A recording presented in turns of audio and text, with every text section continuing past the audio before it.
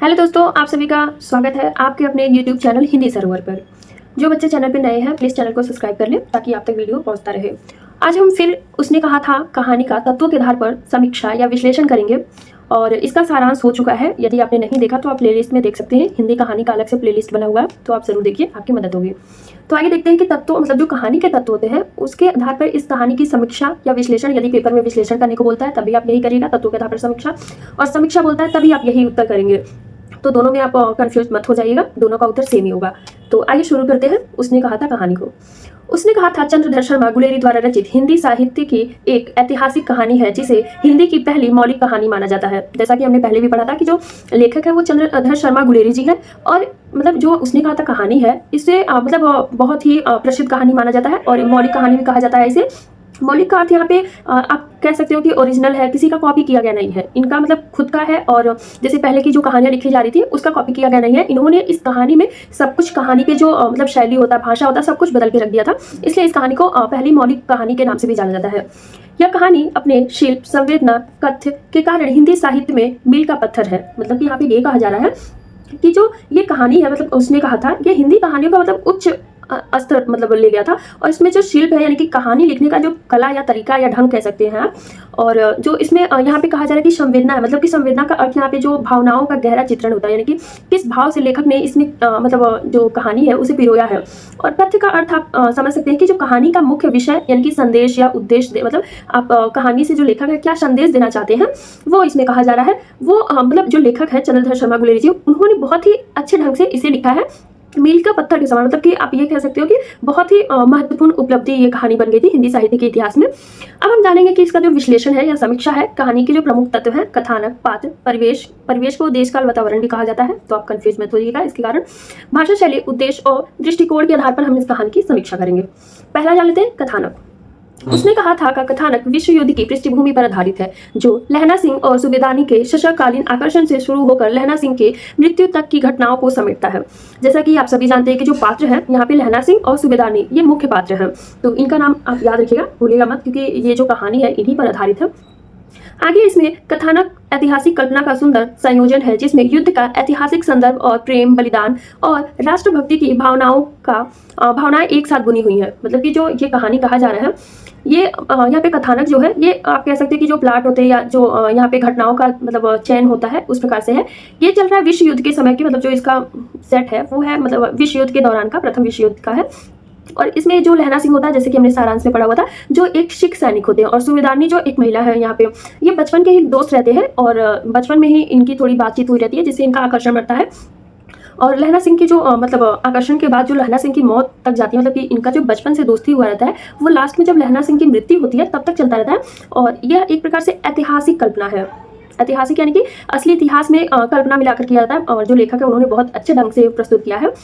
उसका एक मिश्रण है जहाँ युद्ध की असली घटनाएं, प्रेम, बलिदान और राष्ट्रभक्ति की मतलब आप एक कह सकते हो कि जो फीलिंग्स होती है, भावनाएं होती हैं, उनके साथ जुड़ी हुई हैं। यहाँ पे जैसे भावनाओं के साथ बुनी हुई है, मतलब कि उस भावनाओं के साथ जुड़ी हुई है।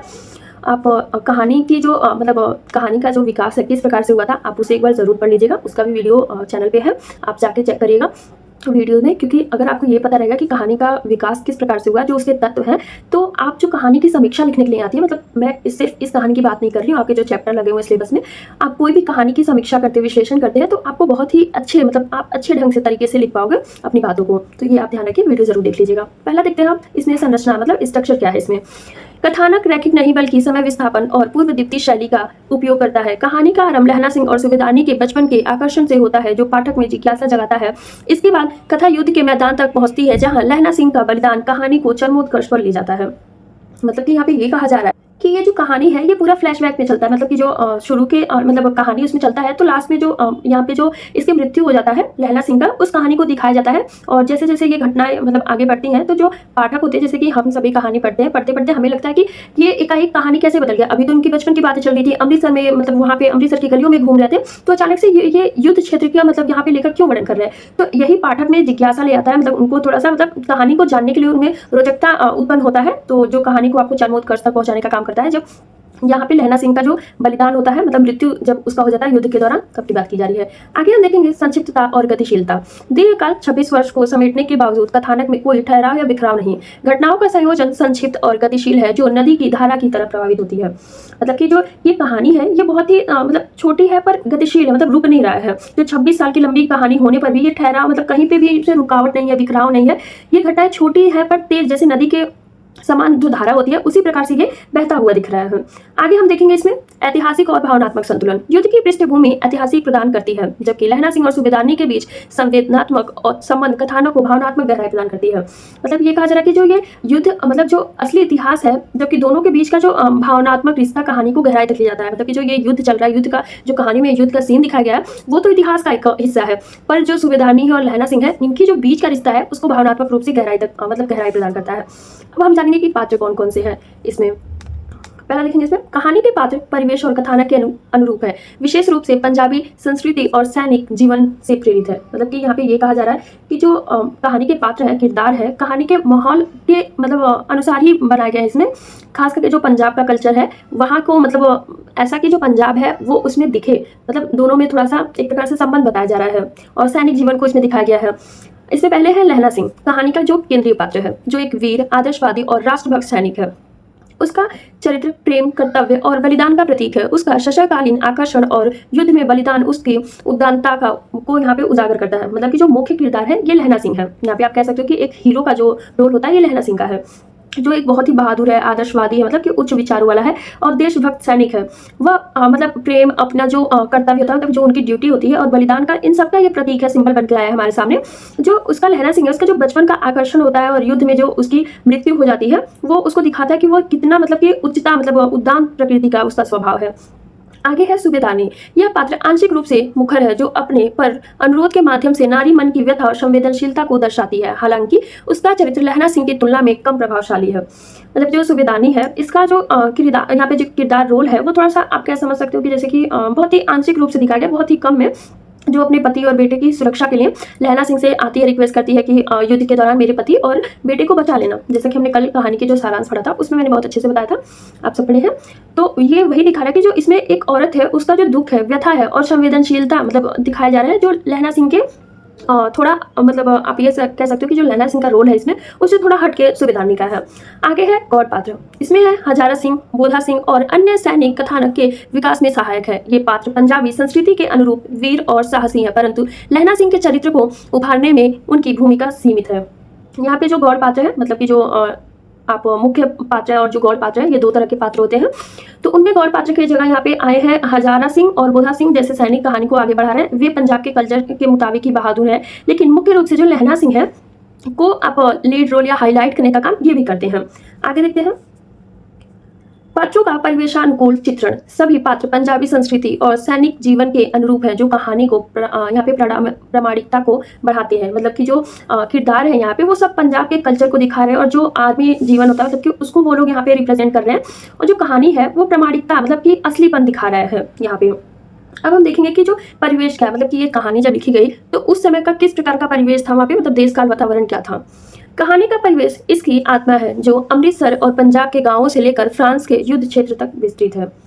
मतलब कि यहाँ पे जो कहानी है वो दिखाया जा रहा है कि अमृतसर में उसकी गलियों को दिखा रहा है और फ्रांस का जो मतलब प्रथम विश्व युद्ध हो रहा है उसके यहाँ पे कुछ झलक दिखाई देती है। पहला इसमें है स्थानीय रंग, अमृतसर की गलियों, पंजाबी ग्रामीण जीवन और पंजाबी भाषा का प्रयोग कहानी में स्थानीयता और सांस्कृतिक प्रामाणिकता लाता है। मतलब कि जो अमृतसर की गलियां हैं, पंजाब का जो गाँव का जीवन है, गाँव में किस प्रकार से रहते हैं लोग, और जो पंजाबी भाषा है कहानी को एकदम लोकल मतलब कि गाँव वाला फील इसमें आता है। उसका जो कल्चर इसमें दिखाता है पंजाब का, ये पूर्ण रूप से सटीक बैठता है, जो एक प्रकार से प्रामाणिकता को अपने मतलब कि जो असलीपन है उसे दिखा रहा है। आगे है विश्व युद्ध का परिवेश। मतलब कि जो विश्व युद्ध हो रहा है वहाँ पे किस प्रकार का माहौल है। फ्रांस के युद्ध क्षेत्र का चित्रण जीवंत और प्रभावशाली है, जो युद्ध की भयावहता और सैनिक के शौर्य को उजागर करता है। मतलब कि जो फ्रांस में मतलब जहाँ पे युद्ध हो रहा है, यानी कि बैटल फील्ड जो है वो उसको दिखा रहा है कि कितना वो जीवंत है यहाँ पे, कि युद्ध बहुत ही डरावना है, जो सैनिक है वो बहुत ही मतलब साहसी है, निडर नहीं है, वो डर नहीं है, उनके शौर्य को साफ साफ दिखलाया जा रहा है। आगे हम देखेंगे कालखंड। कहानी 26 वर्ष के लंबे कालखंड को समेटती है, फिर भी इसका परिवेश सुसंगत और जीवन है। परिवेश कथानक के साथ पूर्ण रूप से सनादती है, जिसके पाठक की घटनाएं प्रत्यक्ष अनुभव होती हैं। मतलब कि ये जो कहानी है वो 26 साल की लंबी है, मतलब समय जो है उसको वो कवर कर रही है, लेकिन जो परिवेश है वो सुसंगत और जिंदा है। यह कथानक को पूरी तरह से, मतलब कि जो कथानक है उसे पूरा तरह मतलब मैच खारा मिल रहा है उनसे, जिसे मतलब वह घटना जो है देखकर लग रहा है कि वो सब जो पाठक है उन्हें अनुभव कर पा रहे हैं, उन्हें वैसा फील कर पा रहे हैं। अब हम जानेंगे भाषा शैली की, मतलब कि जो लेखक है चंद्रशेखर शर्मा गुलेरी जी, उन्होंने किस भाषा का, किस शैली का प्रयोग किया है इस कहानी में। भाषा शैली का यही अर्थ होता है कि किस प्रकार की भाषा का प्रयोग किया गया है।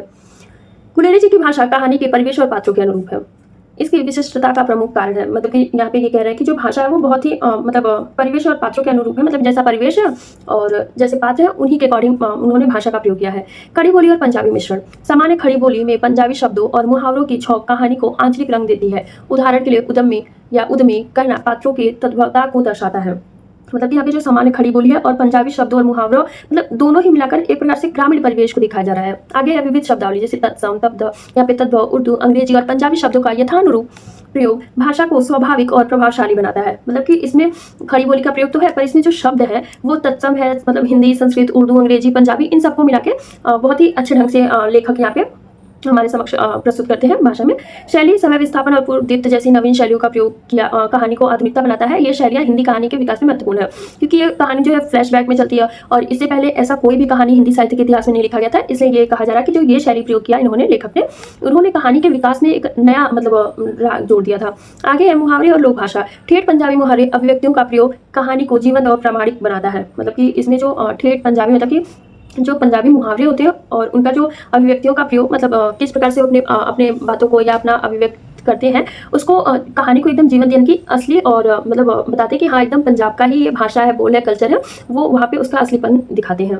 अब हम जानेंगे उद्देश्य और दृष्टिकोण, मतलब इस कहानी का या लेखक का क्या उद्देश्य था लिखने का, या कहानी का क्या उद्देश्य है। इसमें है कहानी का केंद्रीय उद्देश्य प्रेम और औदात्य, राष्ट्रीय भक्ति के बलिदान को उजागर करना है। मतलब कि यहाँ पे जो कहानी का जो केंद्रीय उद्देश्य है वो प्रेम के औदात्य और राष्ट्रभक्ति के बलिदान को उजागर करना है। पहला है प्रेम का स्वरूप। लहना सिंह और सूबेदानी का सशयकालीन आकर्षण प्रेम का सूक्ष्म और उद्दांत रूप प्रस्तुत करता है। आचार्य रामचंद्र शुक्ल के अनुसार यह प्रेम निर्लज्जता के साथ पुकार का कराह नहीं करता, बल्कि सुकुमार और सुरुचिपूर्ण है। मतलब यहाँ पे जो कहा जा रहा है कि जो दोनों का बचपन का आकर्षण अर्थात प्रेम था वो बहुत ही सूक्ष्म और उदात्त, मतलब नोबल रूप दिखाता है। और जो आचार्य रामचंद्र शुक्ल है उन्होंने प्रेम को निर्लज्जता से चिल्लाता या रोता नहीं, बल्कि सुकुमार और सुरुचि के रूप में बताया है। आगे है राष्ट्रभक्ति और बलिदान। तत्कालीन स्वतंत्रता संग्राम के संदर्भ में लहना सिंह का बलिदान एक सैनिक की राष्ट्रभक्ति और कर्तव्य निष्ठा को रेखांकित करता है। मतलब कि जो उस समय का मतलब स्वतंत्रता संग्राम का जो बैकग्राउंड था वो लहना सिंह की मौत, मतलब जो उनकी मृत्यु हुई थी, एक सैनिक की देशभक्ति और कर्तव्य निष्ठा को मतलब यहाँ पे दिखाता है। मतलब यहाँ पे उसके कर्तव्य को हमारे समक्ष ले आता है, अंडरलाइन करता है। आगे है सामाजिक संदेश। कहानी उपदेशात्मकता की से मुक्त, फिर भी मानवीय संवेदनाओं, प्रेम, त्याग के उच्च आदर्शों को स्थापित करता है। मतलब ये जो कहानी है उसमें उपदेश, मतलब कि मतलब नैतिकता की बात यहाँ पे उससे नहीं की जा रही है, मतलब उससे फ्री है। फिर भी यह मानवीय संवेदनाओं और प्रेम त्याग की, मतलब यहाँ पे जो मानवीय, मतलब जो मनुष्यता है उसके भावना को, प्रेम और त्याग को यहाँ पे हमारे समक्ष दिखाया गया है।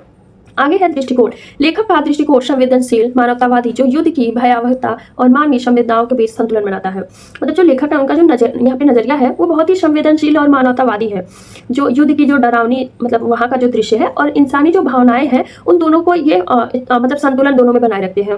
आगे हम देखेंगे शिल्प और संरचना। इसमें है शिल्पगत सौंदर्य। कहानी का शिल्प आधुनिक कहानी विधा की विशेषताओं जैसे संक्षिप्तता, गतिशीलता और एकान्विति को दर्शाता है।